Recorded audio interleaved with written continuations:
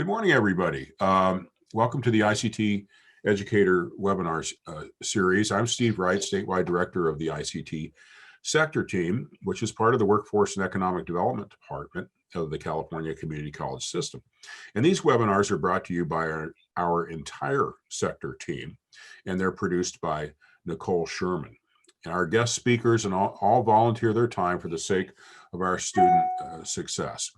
I'd like to quickly remind you that coming up in January, we have a wonderful conference, the Winter ICT conference. I think they're charging all of $25, which is just enough to make you commit and cover a few costs. Karen and Richard put on a wonderful ICT training. The agenda is out now, and I compare it to Interop in Vegas, which ends up costing me $4,000, and you get this for almost nothing. It's all online for 2 days this year. So I encourage you to see that. Or another thing is go to our webinar. Our webinar recording archives right now. On our website, we have over 40 recorded webinars from our faculty and guest speakers, carefully selected experts with successful how-to techniques. And each webinar is video recorded, edited, chapterized, transcripted, along with the PowerPoint presentations. With over 4,000 views to date, many of our faculty consider this an excellent resource for classroom or grant writing or other things. We have one more week in the fall season, and we're going to be looking at practice labs again. As you know, most of the lab work nowadays is virtual, and a lot of us use net labs for our IT type things. Practice labs is another alternative that a lot of you use out there, so we'll be getting an update from them on what we have. Today's really going to be interesting. I was talking to Dave Toole, who's the CEO of the Gig Economy Group, and I believe he's on here today too.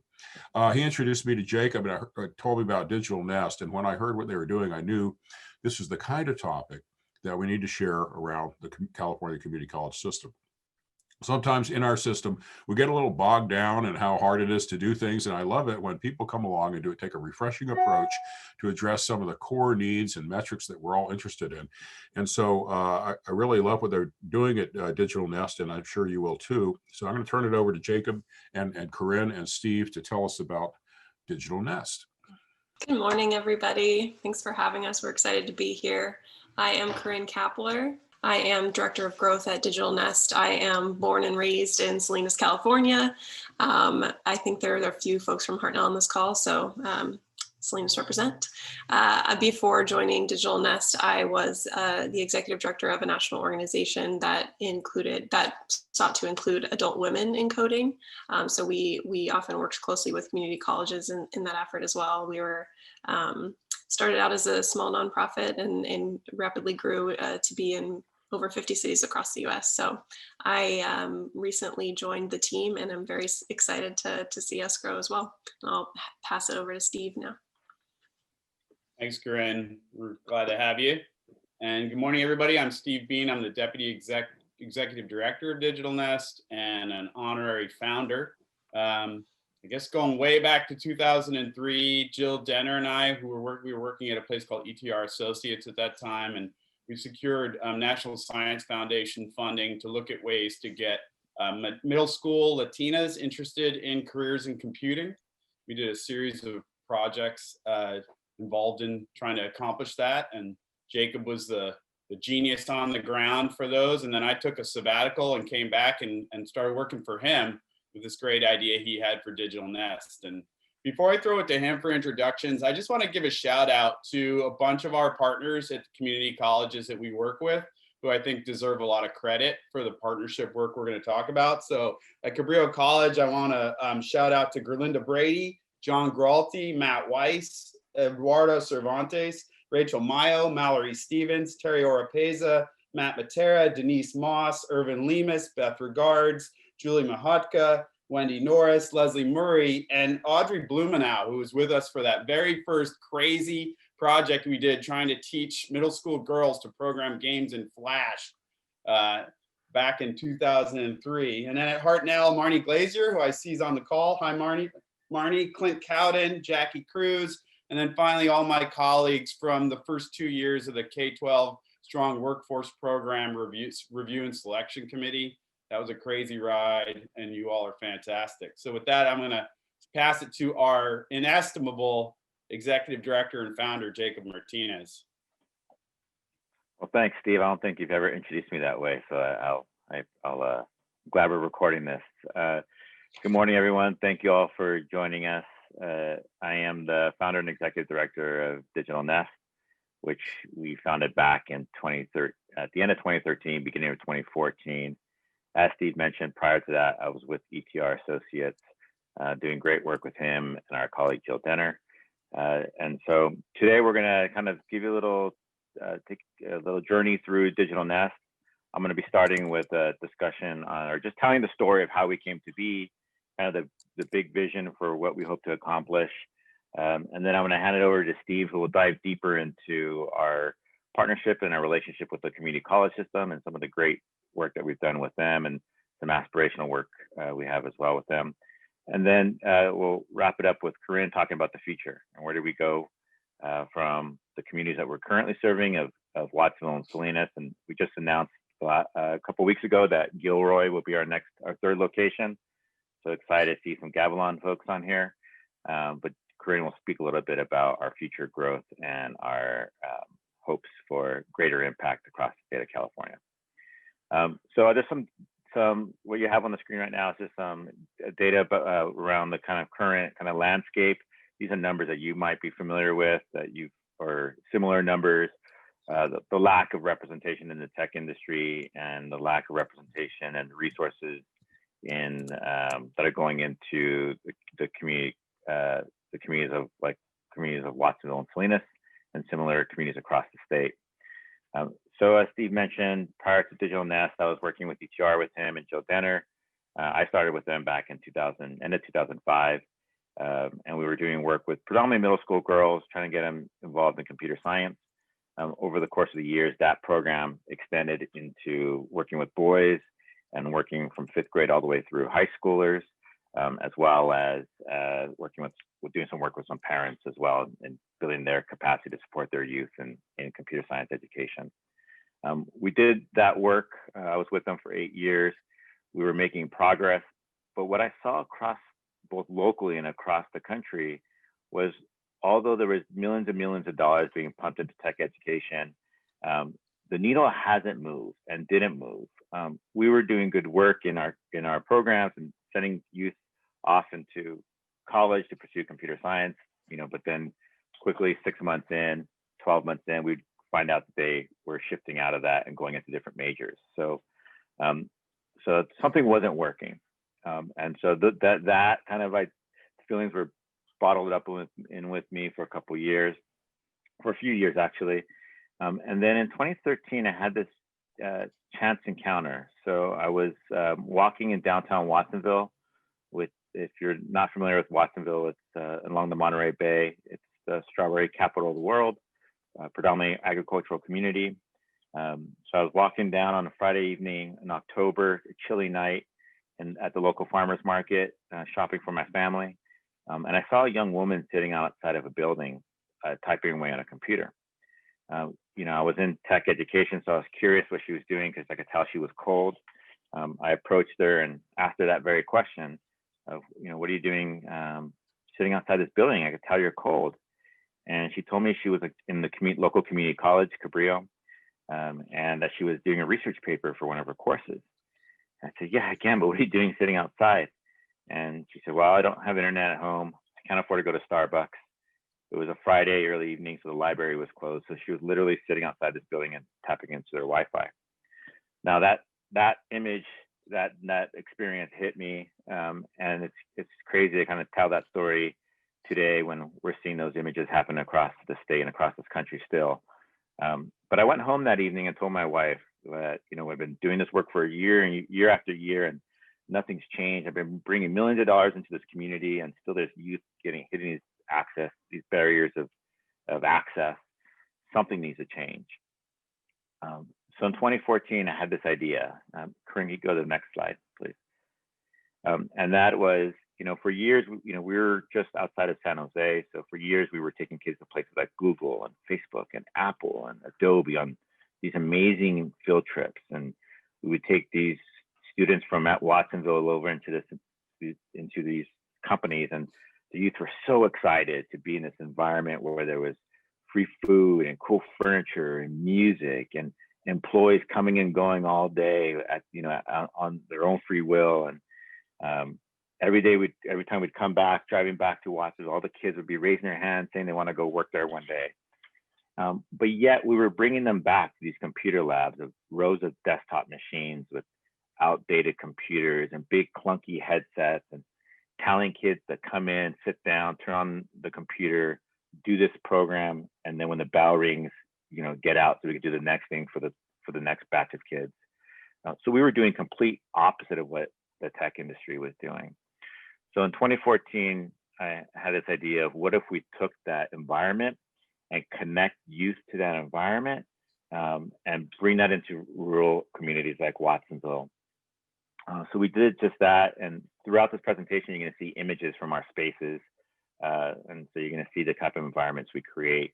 So I took that physical environment of like a Google campus and brought it to youth technology centers. In Watsonville, we are in about a 4,500 square foot building. You walk in, there's neon lights, there's cool furniture, there's free food, there's welcoming adults, there's music, it's an environment you want to be in, there's classrooms, there's study space, there's good internet, there's all the tech you can imagine, to really connecting our young people. And we work with youth ages 14 to 24, connecting young people to these environments and to caring adults. While they're there, we don't just provide access, we layer on training and education, with the primary focus of how do we keep our talent local. Communities like Watsonville have seen for generations the brightest and most talented youth go off to college and never come back, or get jobs or leave the communities to go get jobs elsewhere. So we're really focused on a primary goal of how do we train up that talent, connect them to local opportunities, and then and support them in that. So we have 3 career tracks. We have a web and IT, which is your traditional kind of web design and coding. You have our digital arts and technology pathway, which is graphic design, video production, and that's really focused on the creatives in our community, the artists. And the last pathway is what we call people. We primarily teach project management, but those youth are really like the tech generalists, where what a lot of companies are looking for young people to come in and work for them, have a variety of skill sets that they can tap into. So we get them trained up. We have Steve will go into their trainings a little bit, but like I said, our goal is to keep them local. We want to create thriving individuals. We want to create prosperous families and therefore creating prosperous communities. Primarily focus keeping them local, but secondarily, due to our proximity to Silicon Valley, we are looking at communities and working with companies in Silicon Valley. You can go to the next slide, Corinne. So this is a little bit about the youth that we serve. Like I mentioned, in 2014, we opened up in Watsonville. In 2016, the community of Salinas came to us and said that they're looking to build kind of like epicenter of ag technology. They need a workforce. And so in 2017, actually, we opened up in the community of Salinas. That picture on the screen is the center that we started off in. It was in a partnership with the city. We were in their public library, Cesar Chavez Library there. And then when Steve presents, you're going to see his background is the building, image of a building that we just moved into this summer. It's the old firehouse in Salinas, so we're in downtown Salinas. So we're doing similar work there. That building is actually twice as big as the one we have in Watsonville, so we're pretty excited about the impact we can make in that community. So our youth are primarily Latinx youth. We're about a third young women that are part of our organization, all between the ages of 14 to 24. That third of women is a good number for a tech program, but it's a number we're not happy with. We're looking to grow that number and go 50-50, if not more. We work with a lot of community college students, and our primary focus on youth are those students in high school that are B, C students probably are not going to go transfer off, not going to go straight into a four-year university. We'll be going to community college, and so that's our primary target audience are those youth. And then lastly, we're seeing an influx of a lot of youth that have college degrees but are moving back to their community and looking for jobs and opportunities. Last thing I'll say is like I said, we're expanding to Gilroy. We just announced that a couple of weeks ago, so we're going to be looking for someone to lead in our Gilroy community, the Gilroy community. So people from Gilroy, from Gavilon, are on this. Help us find that person to lead that effort. We would greatly appreciate that. And with that, I'm going to hand it over to Steve to dive a little deeper into our partnerships with community college. Great, thanks, Jay. You may have noticed the last bullet point on Jay's last slide.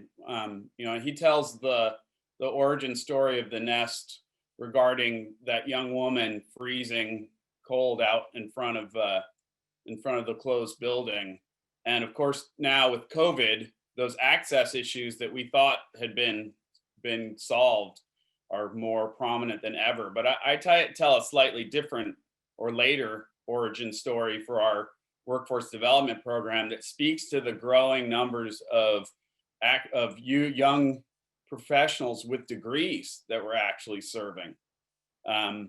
So I tell the story of the young woman that one of our staff found at Yogurtland, working at Yogurtland, serving frozen yogurt. And I can't remember exactly how, but I think this young woman just got chatted up by one of our staffers, but she was invited over to the center where she brought her portfolio, and it turned out she had an associate's degree in graphic design. And she brought her portfolio and showed it to our digital arts and technology manager and a young man named Gabriel Medina. And Gabriel came to me after the meeting and said that this young woman had the one of the best graphic design eyes he'd ever seen. And she was working at Yogurtland because she'd gotten her degree in Oklahoma, came back to Watsonville to be with family, and needed a job and had no professional contacts to break into her field of graphic design. And her family, who were our working class Latinos, had no contacts in that field. And eventually she just needed an income. And so she took the first job she could. And of course, once she was working, that made it harder for her to devote the time and energy to trying to break into a field, especially when she didn't know anybody in that field and she really didn't have any professional connections or networking experience to even figure out how to land that job. So for us, that's underscored our commitment to getting our youth. A lot of people talk about getting youth job ready or career ready, but we're committed to getting them what we call career competitive and getting them placed in jobs. And we have a view of their start as being an entry level but career track jobs. But we have target jobs that at the end of our training and oftentimes in concert with studies they're doing at community colleges, that they can land those jobs with or without a college degree. And that we're trying to aim our job training tracks at the in-demand or growing segments of our regional workforces. So I'm going to tell you about our program and how we do that. But I just want to stop for a second and say that over the last 5-6 years, our partnerships with our community colleges have been part of the bedrock of our work with our youth and our communities. And as Steve said at the beginning, your role in community colleges and our role in kind of the ecology of that workforce development are different. But I noticed the similarities as much as the differences oftentimes. So we have the same youth, the same young adults, and the same career seekers that we're both serving as priority populations. We're both CTE leaders in our arenas, you all in the public sector, right? Compared to the CSUs and the UCs, you all are the CTE folks. And we're both bridges between education and industry. And so while we're different, we try to make those differences complementary and synergistic, because I think at the end of the day, we're aiming at a lot of the same goals. Thanks, Corinne.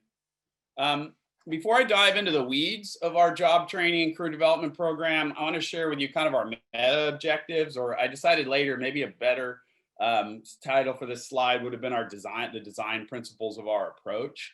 So there's 4 of them split across 2 slides. So the first is we're really coaching our youth to flip the traditional approach to post-secondary education.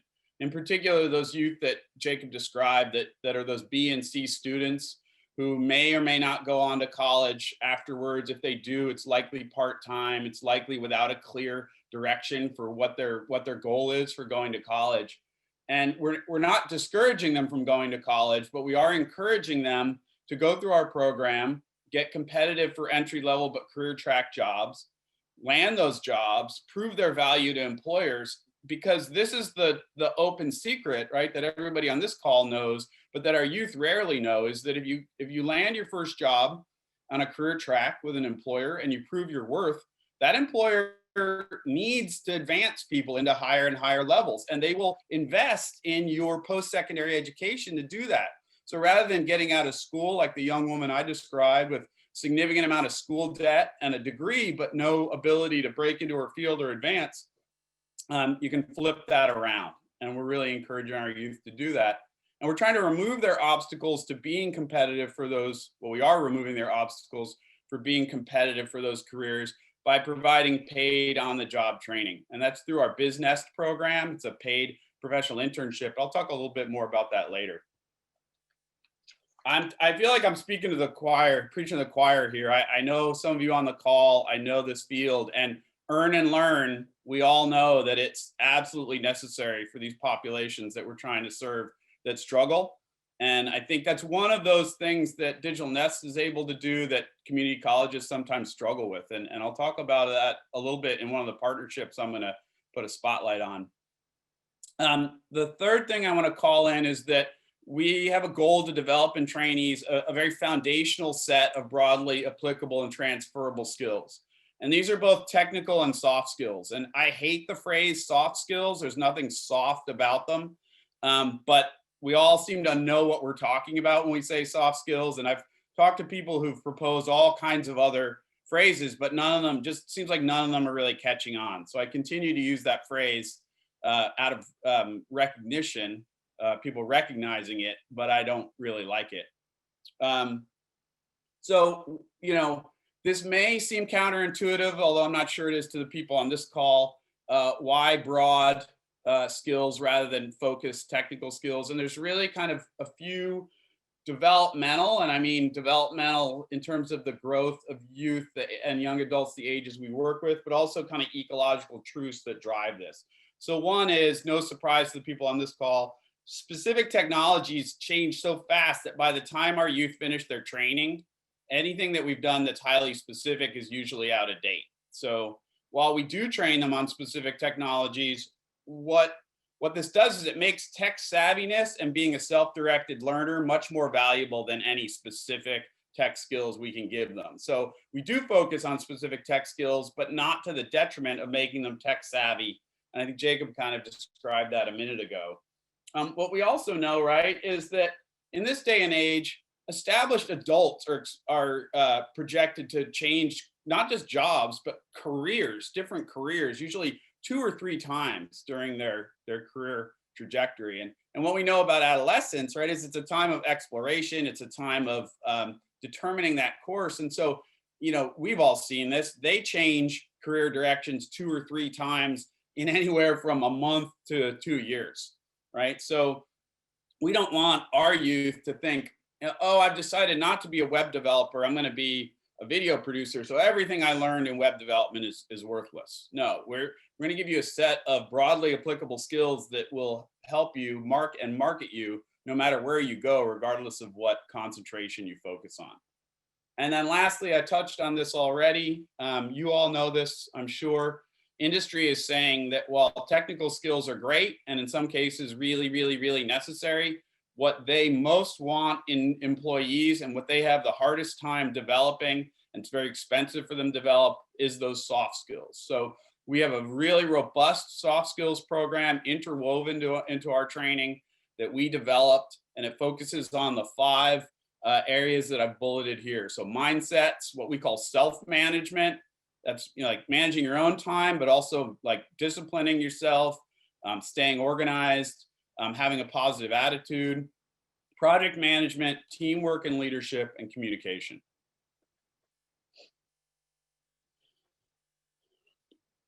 I just lastly want to say, we're part of that soft skills program and those mindsets. Thanks, Corinne. You're doing a great job of navigating according to my blabbering. Our youth of color, and when they look at going into professional careers and jobs, they don't know this, but they find out quick they need resilience, right? This is oftentimes the things that we think are dream jobs are hostile environments for them in terms of their culture and their comfort. And so, we really at Digital Nest want to see industry become more welcoming for those youth. But until that really happens, those mindsets and that self-management piece is really about helping them build that resilience and learning how to code switch and how to really hang on to their self-identity in a work environment that may not be positive or promote that. Steve, could I ask you a question? These are wonderful components to the program. I love the macro strategy and the recognizing that tech changes, but and this could end up being a really long answer, please, but how did you come up with these things? And how do you know that your curriculum's the right curriculum? I mean, all day long, we have to defend the labor market demands and the skills we're looking for with some sort of data or this, that, or the other in order to do our jobs. And you've come up with this. I mean, did you just get a whiteboard and start on it? Or did you have some kind of research or anything that helped you with it? Yeah, so two answers to that question, Steve, that I think I can give briefly. One is you heard Jacob and Corinne and I talk about our collective experience. So there's over 50 years of collective experience across the three of us and working on research-driven experiments about what works with these populations, both age-wise and culturally, right? So before Jacob ever launched Digital Nest, he and I and Jill Denner did 10 years of work with middle school and high school Latino youth to kind of figure out what worked. I think our biggest finding that I see a lot of institutions struggle with is we tend to look at youth and young adults from our adult perspective and forget developmentally where they're at. And so I hope you see here a really developmentally informed approach, as well as a culturally responsive approach. And that speaks to the second thing. And I really have to give a shout out to all of our staff at Digital Nest. And we've made a big commitment at Digital Nest for hiring staff who are young education professionals from the communities in which we work, coming from the same backgrounds as the youth we're working with. And I mean, I don't mean to sound vulgar, but I'm a middle-aged white guy from upstate New York farm town. So I get the rural part, but we were a very segregated white community. I don't pretend to be culturally competent around Latino youth, but our staff are. They know what these kids are going through. They know what they need. They know how to talk to them. And they know how to translate the world of professional work to the worlds that these kids are coming from. Thank you. All right, let's get into the weeds a little bit. I've got about 9 minutes left and lots to talk about. I tend to go on, but hopefully it's interesting. I won't read this chart to you, but this is a kind of a quick schema of something Jacob already touched upon, which is really the content offerings of our job training. If I could, I'd go back and do this slide. I'm a little embarrassed to say that I didn't figure out until this morning that this is actually the ICT and digital media sector group. So I was focusing almost exclusively on ICT and everything else was beyond, but I understand now that a lot of you are coming from the digital media sector. So this slide really speaks to both of those things. We have our trainings divided into three, what we call career focus areas. And then the specific kind of job tracks, training tracks in there, what we call concentrations. And I'm talking to my staff about that's language that just evolved in our practice. Talking to my staff about changing that language to line up with CTE so it doesn't take quite as much translation. But I think, this would be pretty obvious to you all what's going on here. So the things that I want to call in are, we currently have web design and web development in our web and information technology CFA, which would be within the information and communication tech occupational sectors. We are looking, we're in the midst of adding CIS through partnerships with Cabrillo College and the Santa Cruz County Office of Education and the Pajaro Valley Unified School District, as well as ETR Associates and an NSF grant. And we're doing our feasibility or viability research right now on some kind of a database operator or data management. What you see in the next column, I think is really important, is that for every single one of our concentrations, we have one or more target entry level but career track jobs that youth can land with or without a college degree as a result of completing our training. I just gave one example in each of those concentrations. There are more, but we really try to cut the Gordian knot of assessment and take those target jobs, determine what qualifications would make a kid competitive, and then reverse engineer our programs from there. And so that's how we try to make sure they can really compete for these jobs. And I don't have time to tell too many stories. Maybe if people are interested in the quick Q&A, I can. But we have examples of youth who have outcompeted other youth who had college degrees for the same jobs based on the real world experience they get working with us.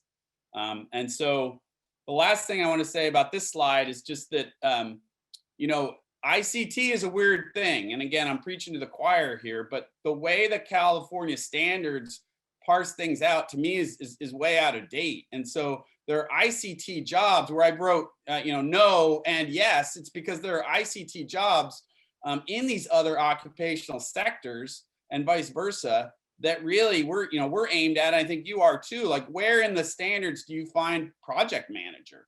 Or where in this, my favorite example is product manager, right? I mean, one of our board members is a product manager. I think it's a great job for a lot of our youth, but most of our youth and their families and even people I talk to on the street don't even realize that every single thing they buy has gone through the hands of a product manager. Is that an ICT job? Yes and no, because all jobs at this point require some ICT knowledge and expertise. But there's certainly lots of product manager jobs in the ICT and digital media sectors.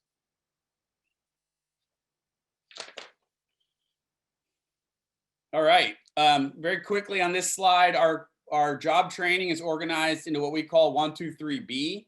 So level 1, our novice beginner training. These are all internal. There's no really external framework this is linked to. Second level is intermediate. That's my timer telling me I got 5 minutes. Excuse me for a second. And right from the get-go at the beginner novice level, our training is entirely, well, not entirely, but largely project-based. And that escalates or increases, intensifies at level 2. Level 3 is our advanced training. It's really focused on business prep. So I'll tell you what business is, and then you can just imagine the level 3 training, which is a small group, more independent project-based learning to get ready for BizNest. Because BizNest is our paid on-the-job professional internship. We have a social enterprise that provides business and tech-related products and services to primarily small businesses in the community, but we've had business clients everywhere, anywhere from 2-person mom and pop stores to 1,000-person multinational companies. And each one of our training tracks produces a product or a service available to businesses. So marketing videos, graphic design, logo development, website design and development. And our youth get paid to do that client work under the supervision of trained professionals. And while I'll put our CFA training, our level 1, 2, 3 training up against anybody's, BizNest, I have to say, is really where the deal gets sealed. It's where our youth really learn how to operate in a professional environment, use a project management system, talk to clients, they develop their portfolios, they practice whiteboarding and interviewing skills, and that's where they really get ready to career launch. And then the E is that soft skills component I talked about, the 5-element, and that's interwoven. It's integral to every single level. So from level 1 on, it's how we run our workshops. It's how we run our project meetings. It's just the air we breathe in terms of how we work with each other and as professionals. We expect our staff to learn it and to master it and then role model it as well as teach it to the youth. Next slide, if you would, Corinne. All right, so in my last few minutes, how do we partner with community colleges? I think Steve did a great job at the beginning of talking about the challenges that you all face, and I've seen those challenges. But I should say that the gaps and challenges that I've seen in our community college partners that are listed here on the, I guess, the left-hand side of the slide, these are things that I've seen in our partners. You may or may not be facing all these things. I don't mean for this to be a one-size-fits-all, and results will vary. But we have our own challenges. I mean, we have a great benefit of being private and nimble and not being beholden to kind of an equality-based or equal access-based approach, so we can really zero in on priority populations without being accused of being unfair. But we have our own challenges, and those are, our special sauce, as people like to say, is that we build relationships with youth. And it goes to Steve's question, how do we be effective? And that's a big part of it, but it's super resource intensive. And that very resource intensiveness poses a challenge for us for scaling. How do you scale a high touch program? We don't offer any degrees or even yet industry certifications. And that's one of the advantages that you all have that you'll see in our partnerships we really leverage. And then we don't have any guaranteed or categorical funding. Corinne and Jacob are out there beating the bushes for every penny that we need to do our program. We're not yet a WIOA approved trainer. We'd like to be, we're aiming to be, but it means we can't take trainees from the workforce development boards and get reimbursed for training them. And while we offer work experience to high school students, because we're not a college or a school, we ourselves can't offer articulated or dual enrolled courses. So I'm just going to spend, I'm running late, so I'm not going to get through 3 examples. So let me leave these examples for you to peruse, and I will talk about one of them for just a minute. So Corinne, if you'd go to the 3rd slide, because Marnie's here, I got to give a shout out to Hartnell College and Marnie Glazier. So the example of a community college partnership that we've undertaken that I think speaks to how we're trying to help the community college fill its gaps and challenges, and that community college is filling our gaps and challenges, is through what we call the Make Art Your Day Job in Video project or program or initiative. So this is with Marnie. She's the department chair of our theater and cinematic arts department. She has a transfer degree program in cinematic arts that lines up really nicely with our video production training. We do not have video production training at our Salinas Center. We have it at our Watsonville Center. And as you can imagine, it's a pretty heavy lift resource-wise to start a whole training program at a center. So we were talking to Marty and we said, hey, why don't we do this? Why, you're giving your students the fundamentals in video production through your transfer degree program. Why don't we look at about a year into that program, let's create a bridge program that's co-taught between Digital Nest instructors and your faculty. And that bridge program would be aimed at getting your kids ready on the basis of those foundational skills to go right into that business paid internship. There's probably some stuff they need to learn technically. There's probably some stuff they need to learn about how to operate in business that they get in our business prep program. So let's do kind of a hybrid of like the second half of level 2 and business prep, and get your kids who, like every other kid we work with, needs a paid earn and learn opportunity. Let's get them right into business. So we're really in the planning stages. We're looking at where they're at the end of that first year and what that bridge program should look like. But I'm happy to say that we have I had 3 of our students apply and get accepted into the business program just on the basis of their college training. And while 2 of them were unable to accept those positions because of various factors like COVID, we do have one of her students working as we speak in our business social enterprise. So with that example and the other ones on the slides, I'm over time. So I'm going to pass it over to Corinne, who really needs to do the important piece of talking to you about how we're trying to grow these partnerships with community colleges. Steve, could I ask you one question? Those partnerships that you had with those colleges, and I see some of the people you mentioned on here, I see Marnie on here, others. Have the colleges been able to utilize strong workforce program funds in any way to help support the effort, or has the funding come from external sources? Both, Steve. So very quickly, because I'm shorting Corinne on time.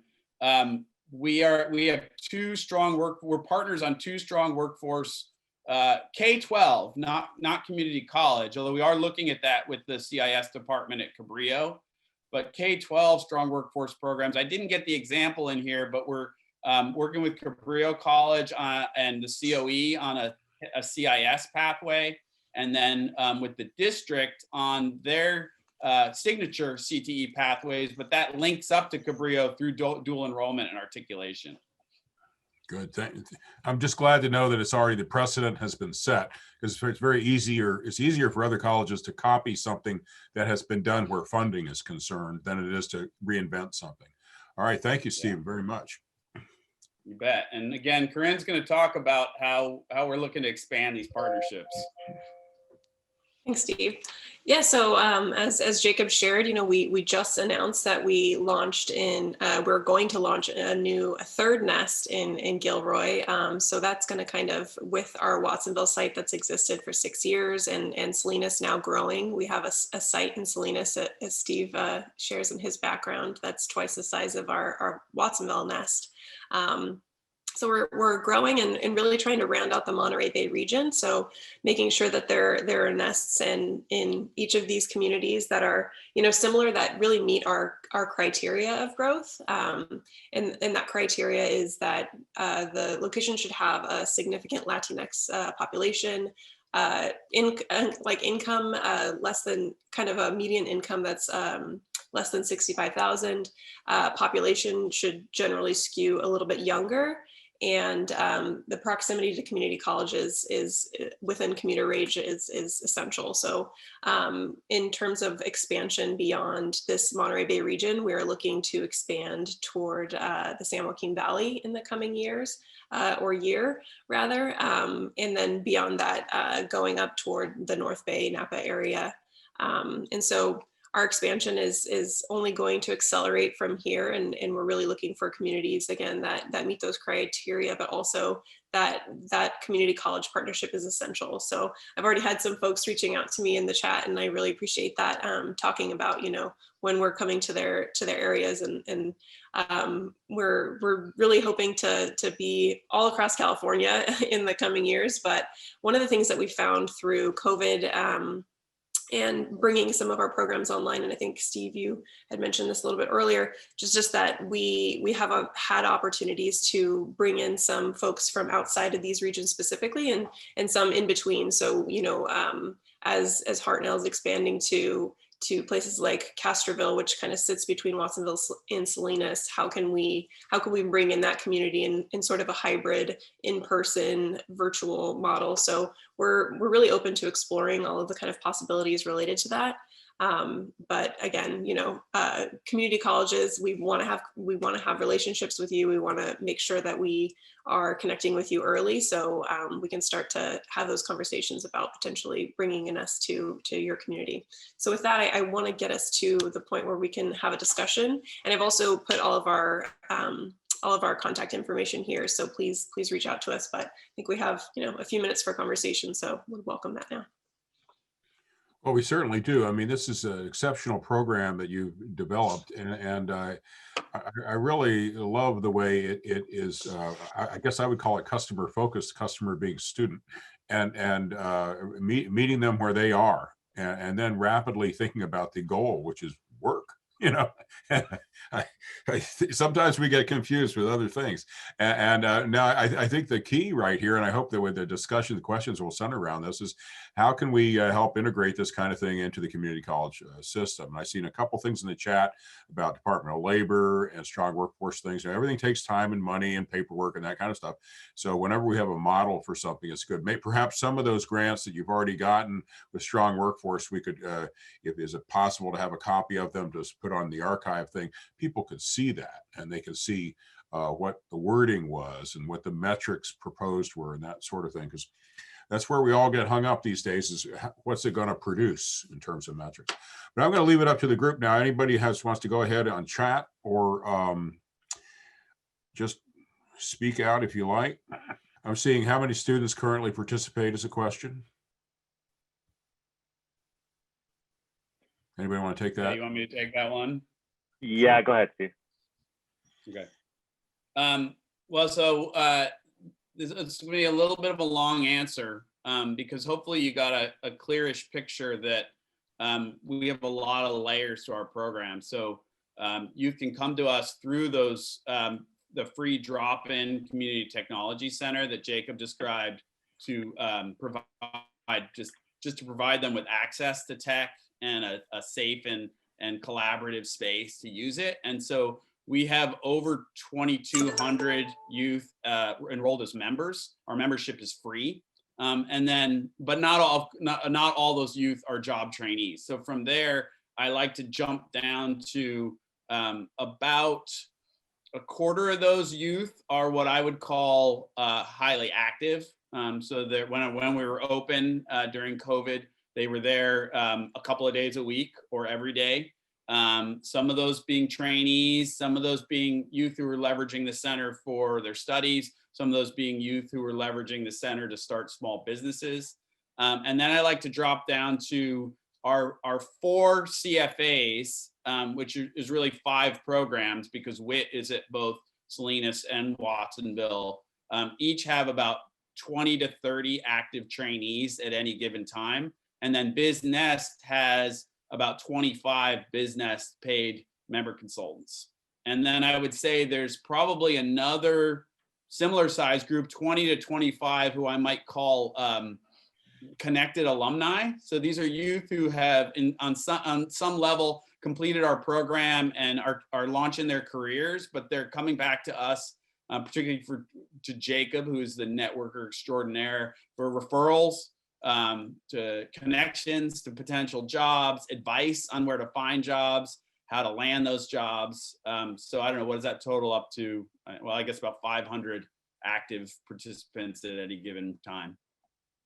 Well, that's great. It's good, important information. You know, we hate to think of it this way because the quality of the program is what really makes it work. But when you look at grants like Department of Labor and that sort of thing, bottom line, they're going to say how much does it cost and how many people is it, and they divide it.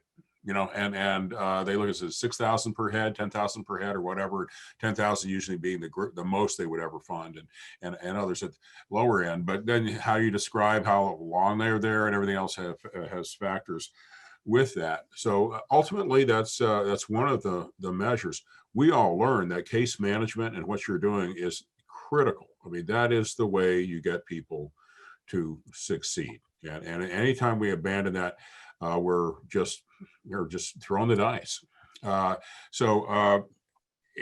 This is terrific. Okay, more questions from the chat box. Do you deal with cybersecurity?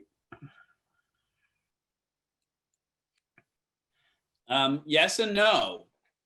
So we actually, I'm going to out us here. We have a grant from the National Science Foundation through the CS for All funding stream that we landed to do a cybersecurity focused CIS pathway as an RPP with Cabrillo and the district and ETR Associates.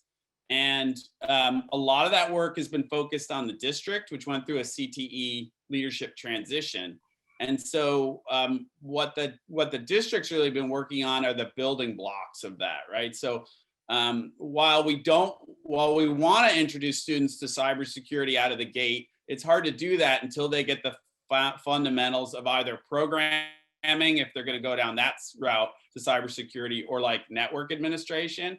So it's branded cybersecurity, but we've really been working on those fundamentals. Now, both Cabrillo College, the COE, and the district are doubling down on that with the Cabrillo intro cybersecurity course is going to be the capstone kind of course that they aim at for all of those pathways.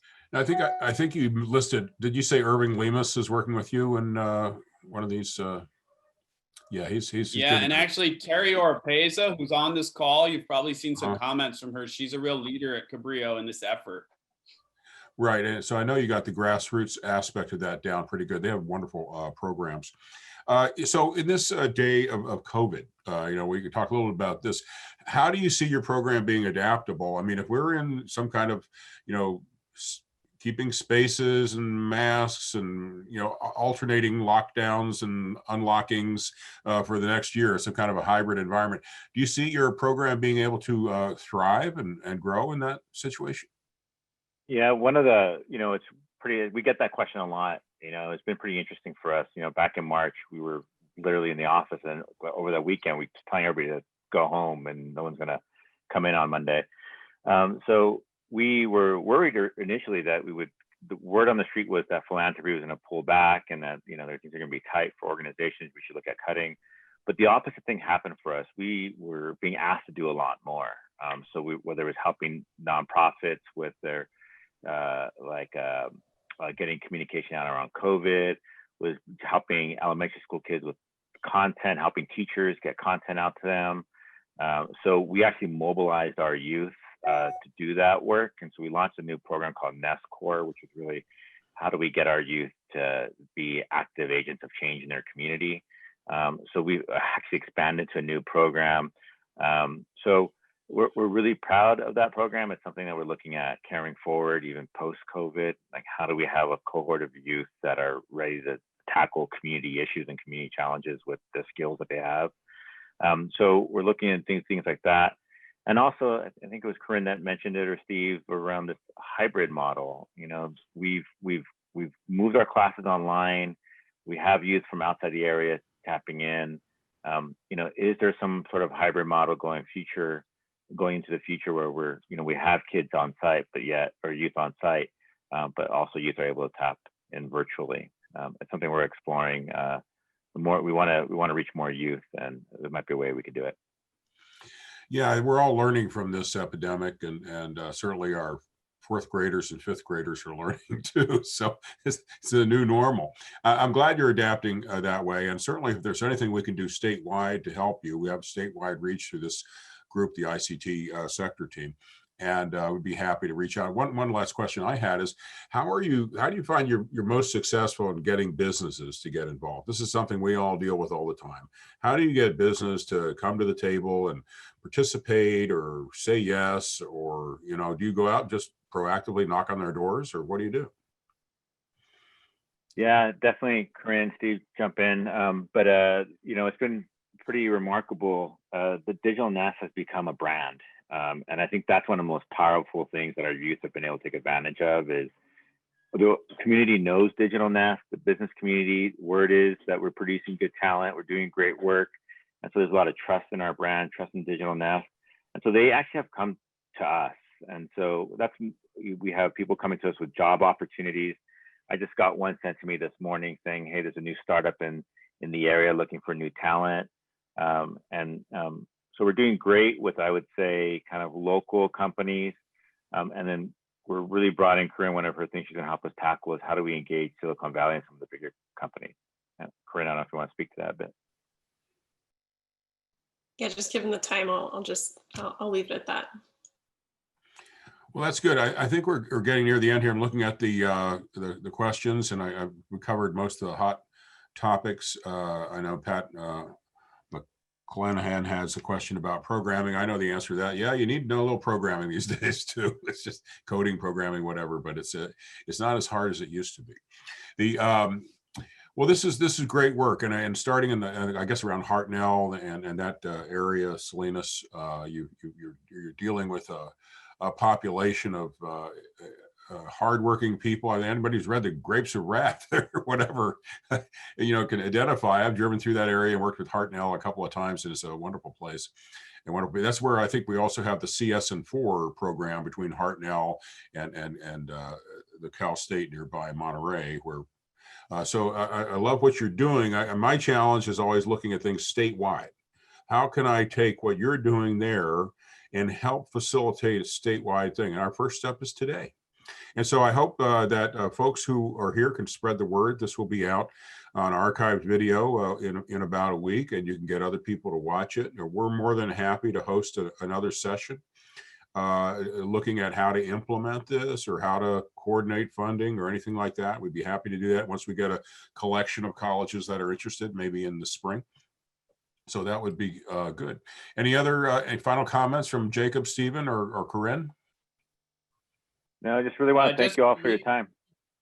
All right, good. Thank you very much. I noticed Have a nice week. Leslie Murray's joined somewhere in here. I just want to give a shout out to Leslie because her Careers in Arts program at Cabrillo was one of the big inspirations for the Make Art Your Day Job partnership that we're working on with Hartnell.